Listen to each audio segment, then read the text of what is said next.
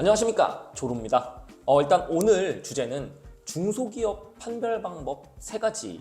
이런 중소기업은 그래도 경력에 도움됩니다. 이런 주제로 한번 해볼 건데,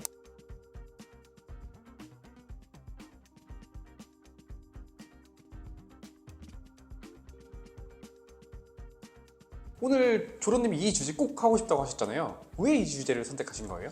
일단 제가 이 주제를 선택한 이유는 사실 여러분들 요즘에 같은 경우에는 좀 나이가 적은 사람들 취업 안 되니까 25살 여자, 27살 남자 취업 안 되니까 작은 데라도 붙었는데 가야 되나요? 근데 대기업이 너무 중요하잖아요. 대기업, 중견기업 가야 되는 거 아닌가요? 제가 여기 가서도 과연 물경력 극복하고 나서 이직을 할 수 있을까요? 이런 질문도 많이 들어오고, 또 반면에 29살 남자, 30살 남자 또는 27살, 28살 여자분들이 저 신입인데 너무 안 되고 또 공부하다가 늦게 이제 취준시장 돌입해가지고 취업을 했더니 너무 안 돼요. 근데 작은 데밖에 안 들어오는데 여기에서 내가 시작을 해도 정말로 제가 32살, 33살 때 남들처럼 좀 좋은 데 가가지고 좀 살 수 있을까요?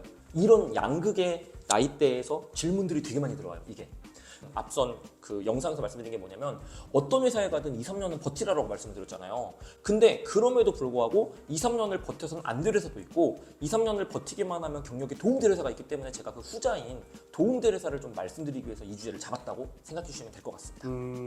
근데 저는 중소기업에 가면 진짜 걱정되는 것 중에 하나가 이 모든 직무를 한 번에 다 할 것 같은 느낌이 드는 거예요. 내가 MD인데 갑자기 물류도 하라고 할 것 같고 영업도 하라고 할 것 같고 온갖 GS까지 내가 다 하게 될 것 같은 그런 걱정이 드는데 이런 것도 괜찮나요? 맞습니다.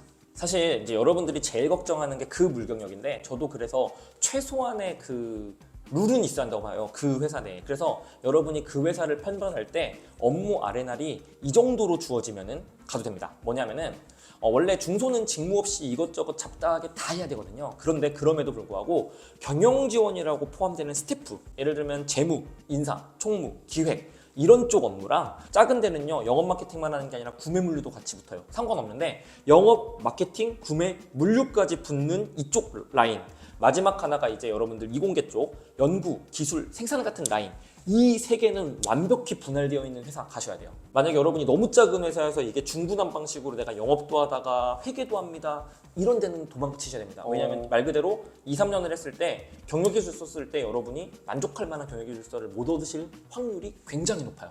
근데 이 3가지만 구분되어 있으면 그래도 경력기술서 쓸 수 있다. 그래서 여러분, 제가 첫 번째 말하는 거, 이런 중소기업 경력 도움된다는 거는 뭐냐면 이 3가지가 분리된 회사를 가자가 첫 번째예요.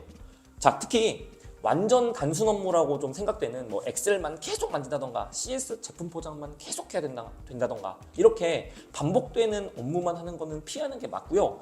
다만 여러분이 그런 일을 하다가도 여유가 있으면 좀 욕심내서 좀 더 받아낼 수가 있어요. 그렇게 받아낼 수 있는 그런 분위기면은 받아내셔가지고 일을 하시면서 본인의 그 경력을 늘려나가셔야 돼요. 그래서 이제 그런 점을 좀 말씀드리고, 그 다음에 좀 더 편하게 말씀을 드리면은 중견이든 대기업, 하위 계열사 같은 데도 있잖아요. 큰 회사가 또 아레날이 섞여 있고 체계가 없는 데가 굉장히 많아요. 꼭 중소기업만 그런 건 아니고, 일단 내가 가가지고 거기서 중심을 좀 잡아야 되는데, 당연히 본인에게 떨어지는 날아오는 일들, 하기 싫은 일 버리고 내가 하고 싶은 아레날만 하면은 당연히 그 회사원으로서도 실격이고, 그렇게 놔두지도 않아요. 왜냐하면 중소기업은 인원, 맨파워가 너무 중요하니까. 그렇지만 열심히 다 하면서 1년 정도 넘어간 시점에 특정 아레날에서 내가 경력기술서를 창조한다는 느낌으로 계속 딥다이빙하면서 디벨롭하라는 걸 좀 권장해주고 싶어요. 이게 첫 번째입니다. 직무로서 내가 딥다이빙해서 늘려나가고, 그 다음에 이 3가지가 분할된 거 만들자.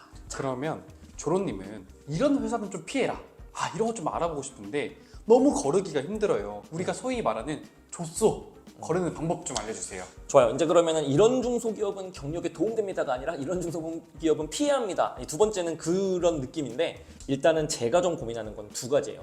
단순 바이패스 매출을 하는 중소기업. 바이패스가 뭐예요? 바이패스 같은 경우에 뭐냐면은, 예를 들면은 물건을 예를 들어서 1,000만 원짜리를 매입해서 1,050만 원에 판다든지 이런 거. 우리 쪽에 스쳐 지나가는 매출이 많은, 주로 이제 유통의 작은 데가 좀 많은데, 여러분들 무역회사나 유통회사 같은 데 좀 작은 데 그런 회사들이 좀 많아요. 근데 이런 데 같은 경우에는 이유가 뭐냐면요, 실질적으로 원래 우리의 제품이나 서비스를 고객에게 좀 커스터마이징 해가지고 좀 파는 게 좀 있어야 되는데, 단순히 그냥 없는 수요를 어딘가에서 가져와 가지고 이제 이거를 파는 거잖아요, 사실. 그러면은 만약에 이제 이게 대기업이나 중견기업 유통사면은 사실 바잉 파워도 있고 그 다음에 유통 채널도 다양해가지고 사실 상관이 없어요. 근데 왜 중소겠어요? 그 바잉 파워가 적고 채널도 별로 없으니까 중소인 상황인 거잖아요. 지금이 그런 데 가시면 별로 도움이 안 됩니다. 그래서 이제 여러분이 사실 뭐 제조라든지 차라리 우리 제품이나 서비스가 있는 데를 처음에 가서 배우는 게 조금이라도 낫고, 물론 다만 이제 이런 거 있죠. 흑자 적자 좀 오락가락 하는데 가도 괜찮나요? 이런 얘기 하는데, 솔직히 말씀드리면 그래도 자기 제품 있고 자기 서비스 있고 흑자 적자 왔다 갔다 하면은 배울 거라도 있어요. 그래서 저는 아직은 잘 안 팔린다고 하더라도 여러분이 가가지고 기술력이든 제품력이든 만들면서 이제 성장해 나갈 수 있기 때문에 차라리 그런 회사는 가도 되는데, 그냥 바이패스 하는 데는 가지 말자. 두 번째는 뭐냐면 정부 지원 사업 같은 걸로 연명하는 회사.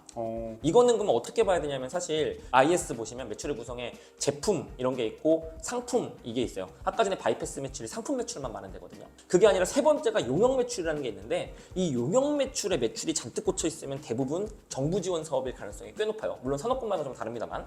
그렇기 때문에 이렇게 용역 매출에 많이 잡혀 있거나 아니면은 정부 지원 사업의 보조금 같은 경우에는 그 영업 외이익으로 잡히거든요. 그 얘기가 무슨 얘기냐면은 영업이익은 분명히 되게 낮아. 마이너스가 심한데 순이익이 플러스인 데가 가끔씩 있어요. 그래서 회사가 굴러가는 거야. 근데 거기가 알고 보면은 정부 지원 보조금으로 계속 돈을 타내가지고 돌아가는 데인 거예요. 그래서 이 두 가지 숫자를 봤다면 여기는 좀 피하는 게 좋다. 사실은 그렇게 막 매력적이거나 내가 배울 만한 게 있는 회사는 아닌 것 같다. 이렇게 좀 말씀을 드리고요. 그 다음에 이제 제가 이제 세 번째 얘기를 좀 할게요. 이런 중소기업 경력에 도움된다 말씀드리는 게 직관적으로 볼 수 있는 지표. 일단 저는 잡플래닛 점수 추천드리고 싶어요. 사실 뭐 말들이 많습니다. 잡플래닛 점수가 많네, 뭐 아니면 너무 오래돼가지고 필요 없네.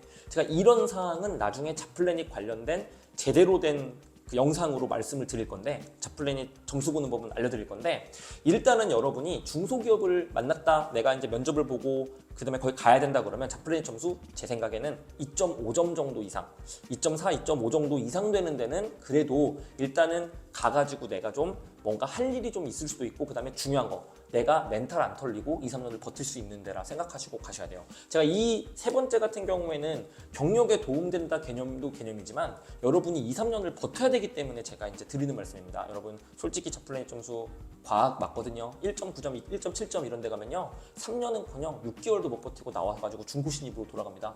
그렇게 싫으신다면은 웬만하면은 내 멘탈을 위해서 잡플래닛 점수 좀 보자 말씀드리고 싶고, 사실 회사를 보는 거에는 너무 많은 변수가 있어요. 뭐 매출도 봐야 되고 영업이익도 봐야 되고 인당 매출액도 봐야 되고 뭐 여러 가지가 있지만, 그냥 여러분들이 기업이라는 걸 바라보는 걸 모르는 상황에서 잡플래닛을 믿자라고 그냥 간단하게 말씀드리고 싶어요. 너무 고민하지 말자 이렇게 말씀드리고 싶고, 자 그래가지고 이제 제가 좆쏠하기보다는 가면 안 되는 혹은 가야 되는 그 중소기업 찾는 방법 세 가지를 대충은 말씀드렸는데, 사실 이거 말고도 좀 딥하게 들어가면 굉장히 많은 게 있지만 우리 가볍게 세 가지만 보고, 혹시나 우리 기업 이런데 또는 내가 갈 기업 이런데 어떻게 보십니까? 이런 댓글 남겨주시면 또 제가 친절하게 답글로 안내드릴 테니까 한번 알려주시기 바랍니다. 물론 회사 이름이 너무 노출돼서 무서우시다면 저한테 겐톡하세요. 알겠죠? 감사합니다.